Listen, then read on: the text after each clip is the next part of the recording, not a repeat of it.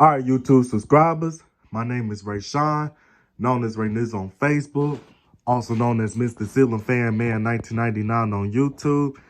Now, what's going on is, if you have a ceiling fan on a remote control, and if you're in a situation that you done pull the pull chain to turn the light off and all that stuff, and you hit the light button and the light not coming on. So if you're not really sure whether if it's because you pulled the pull chain, so you can pull the pull chain one time. Well, my like it is a three-way setting like it, so I'd rather just pull it four. So I'm gonna just pull it three times and stuff just to turn the light on and stuff. So so if you're in a situation that the light is off and you hit the remote light to turn the light on and all that stuff, and the light not coming on, so I would rather for you to like pull the pull chain like one time, and if the light come on automatically, that means you pulled the pull chain.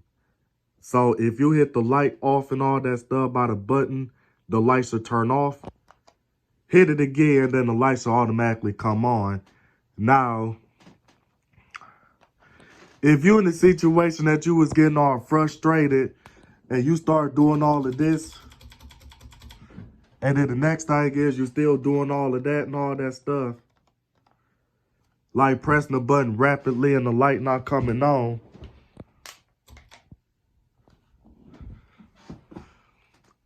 hey, this is a three-way setting light kit, so this is kind of throwing me off and all that stuff.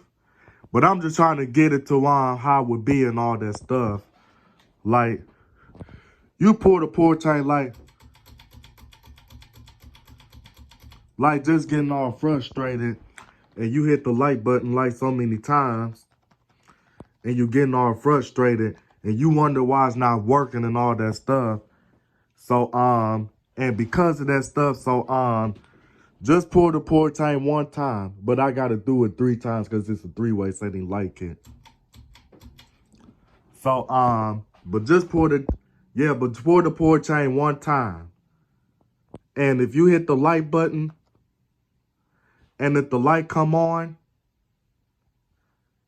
that means that the pull chain was off.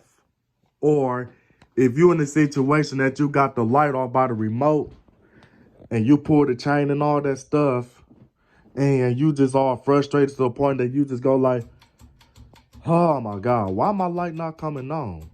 Like, that's what you'll be doing. And then the next thing is, then you could be pressing it like so many times. And if the light come on after you hit the button, then you'll be like, oh, I just pulled the pull chain. And that's, yeah, so therefore, I'm about to go on and tell you guys something right here.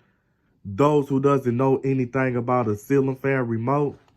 Now, if you using a pull chain, if you using a pull chain ceiling fan and all that stuff, and you hooking it on the remote and all that stuff, you're not supposed to pull the chain.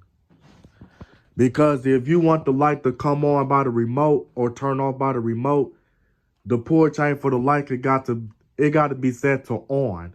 So the light it got to be on by the pull chain, so that way you can control it by the remote.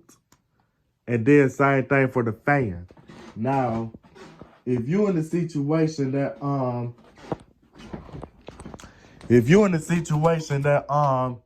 the ceiling fan is off and you're about to control it by the remote, and if you get to hit the buttons and the fan not coming on, now some remote receivers in to make the clicking noise depending on what brand it is.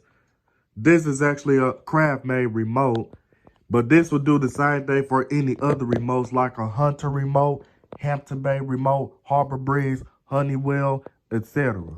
So, if you're in a situation that you get to pressing the buttons and the fan not coming on, that means you to pull the pull chain.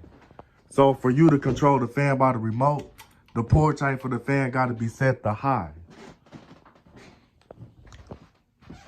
And it has to be set to high speed so that way you can get the proper speeds on there. Then after that, then if you want it on medium, you can hit medium by the remote.